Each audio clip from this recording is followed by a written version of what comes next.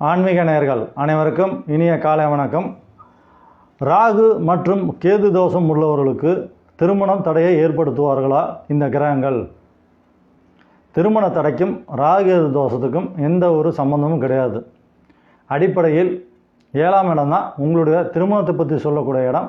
7ஆம் இடம் 7ஆம் இடமும் 7ஆம் வீட்டு அதிபதியும் நல்ல நிலைமையில் இருந்து நீங்கள் பிறக்கும்போது கிரக நிலைகள் நல்லபடியாக இருந்து அப்படி நல்லா இருக்கக்கூடிய கிரகத்தோட தசா புத்தி அந்தரங்கம் உங்களுக்கு நடைபெற்றால் திருமணம் சம்பந்தப்பட்ட சுப காரியங்கள் உங்கள் வாழ்க்கையில் உங்களுக்கு நடக்கும்.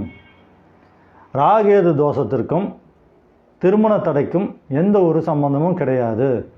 ராகேது தோஷம் பார்த்திங்கன்னா 100ல் கிட்டத்தட்ட ஒரு 50-60 பேர்த்துக்கு இருக்கும். எல்லாத்துக்கும் திருமண தடை இருக்குதா? அதில் எத்தனையோ பேர் கல்யாணம் ஆகி நல்லபடியாக இருக்கவங்களும் நம்ம பார்த்துருக்கோம். மொத்தத்தில் திருமண தடைக்கும் ராகேது தோஷத்திற்கும் எந்த ஒரு சம்பந்தமும் கிடையாது.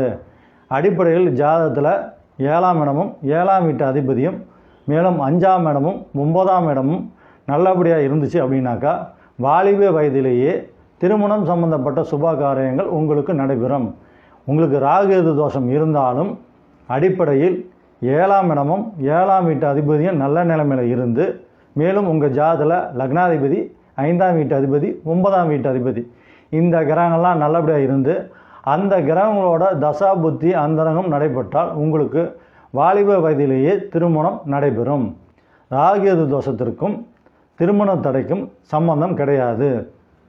நன்றி.